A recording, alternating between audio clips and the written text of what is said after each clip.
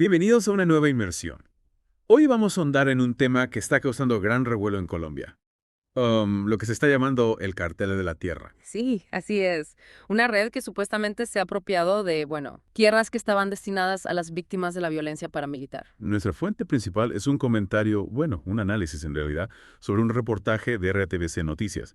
Ahí entrevistan a Felipe Horman. Él es el director de la Agencia Nacional de Tierras. Y déjame decirte, lanza una verdadera bomba. Sí, Harman denuncia la desaparición de más de 100.000 hectáreas, tierras que se supone debieron ser entregadas a las víctimas del paramilitarismo. Lo más grave es que estas tierras fueron entregadas al Estado hace más de 20 años, por los mismos grupos paramilitares. Increíble. O sea, estas tierras debieron haber sido parte de un proceso de, digamos, reparación y reconciliación. Pero en cambio, En cambio, parece que fueron adquiridas de forma ilegal y explotadas por una red de individuos, bueno, individuos con mucho poder. ¿Y cómo es posible que algo así haya ocurrido?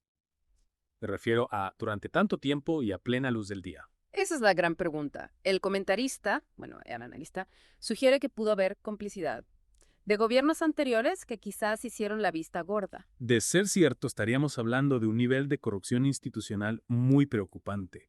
¿Quiénes son los principales actores? ¿Quiénes están detrás de todo esto? Bueno, Harman y el comentarista mencionan algunos casos concretos, casos que nos dan una idea de la magnitud del problema. Por ejemplo, está el caso del predio Buenavista en Córdoba. Predio, para quienes no están familiarizados con el término.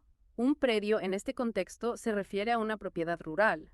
En el caso de Buenavista estamos hablando de 6.000 hectáreas y supuestamente están controladas por José Félix Gutiérrez, ¿Y quién es este Gutiérrez? un personaje con un pasado, digamos, oscuro, vinculado a varias masacres, y su familia tiene fuertes conexiones con el partido de la U.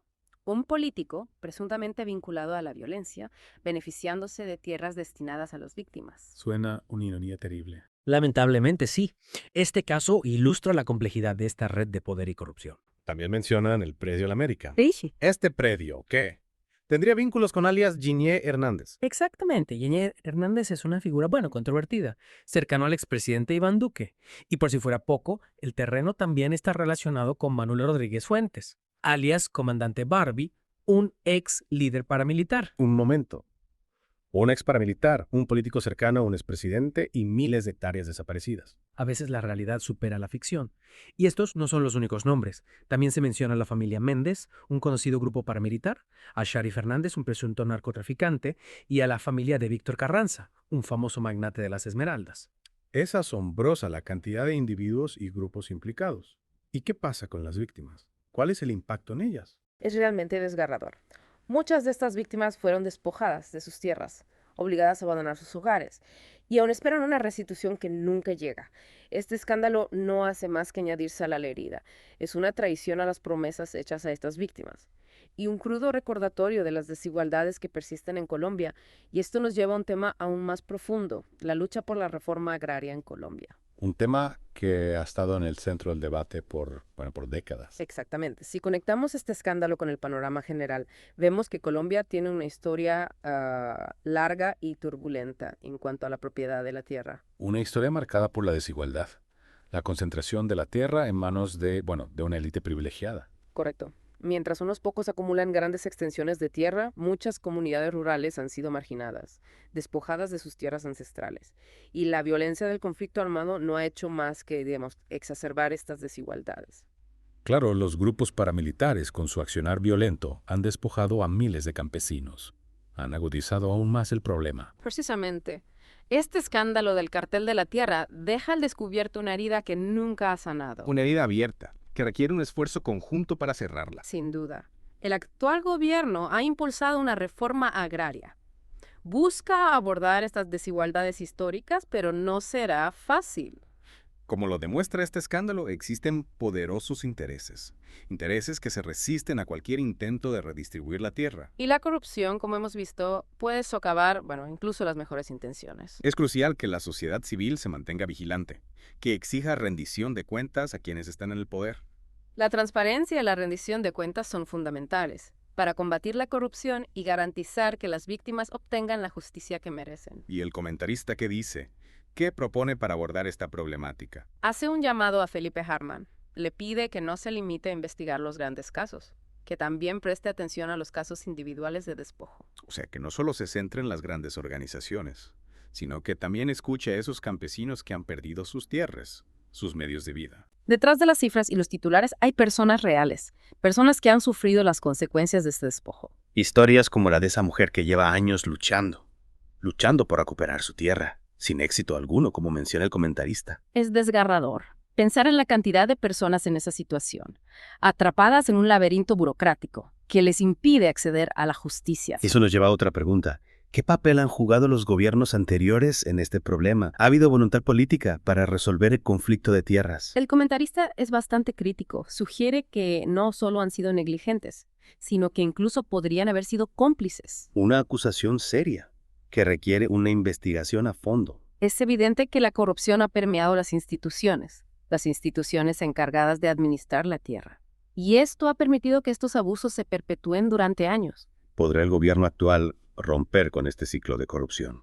Cumplir con las promesas de reforma agraria y justicia para las víctimas. Solo el tiempo lo dirá.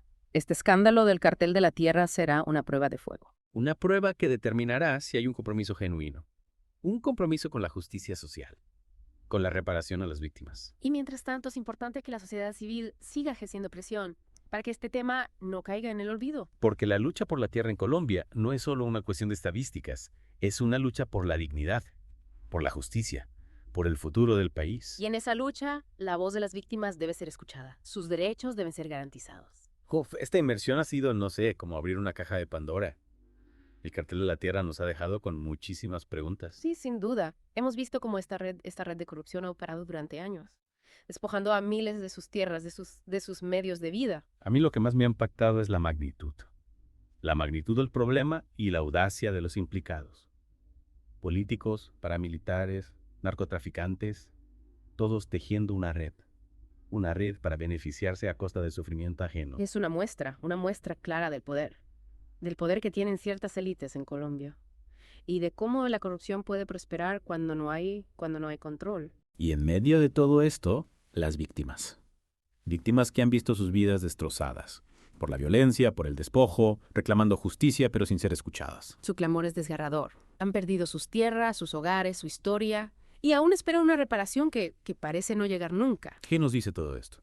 ¿Qué nos dice este cartel de la tierra sobre las estructuras de poder en Colombia? ¿Cómo ha sido posible que algo así haya ocurrido y durante tanto tiempo? Este escándalo revela las profundas desigualdades. Las desigualdades que todavía existen en Colombia. Muestra cómo la tierra, un bien fundamental, se ha convertido en un botín. Un botín para unos pocos, mientras que muchos son excluidos. Y no podemos olvidar la responsabilidad de los gobiernos anteriores, que no solo fallaron en proteger a las víctimas, sino que en algunos casos parecen haber sido cómplices. La falta de voluntad política para abordar este problema ha sido evidente. Durante décadas se han implementado programas de restitución, pero los avances son lentos y muchas veces insuficientes. Entonces, ¿qué podemos hacer? ¿Cómo podemos cambiar esta situación? ¿Cómo podemos garantizar que la tierra vuelva a quienes la perdieron injustamente? La tarea no es fácil, pero hay pasos que se pueden dar. Fortalecer las instituciones que administran la tierra, darles los recursos, la autonomía, para que actúen con transparencia. Y por supuesto, combatir la corrupción en todos los niveles. Sin un compromiso real, un compromiso del Estado para erradicar la corrupción, cualquier esfuerzo será en vano. También hay que empoderar a las comunidades rurales, darles las herramientas, el conocimiento, para que puedan defender sus derechos, para que participen en las decisiones que afectan sus vidas. Y no olvidemos el papel de la sociedad civil en la denuncia de estos abusos, en la exigencia de justicia para las víctimas. La presión ciudadana es esencial para que este tema no se olvide. El camino hacia una Colombia más justa, una Colombia más igualitaria, pasa por una reforma agraria, una reforma integral que reconozca los derechos de los campesinos, que garantice el acceso a la tierra. Y que promueva un desarrollo rural sostenible, un desarrollo inclusivo. Y bueno, para quienes quieran profundizar en este tema, les recomendamos el podcast Voces de Colombia. Lo encuentran en YouTube. Ahí podrán encontrar análisis y perspectivas sobre la realidad colombiana. No olviden suscribirse y darle like para que este contenido llegue a más personas. Y con esto cerramos nuestra inmersión en el cartel de la tierra. Un tema complejo, un tema que nos invita a reflexionar sobre los desafíos que enfrenta Colombia. La lucha por la tierra, la lucha por la justicia, es una lucha que nos concierne a todos.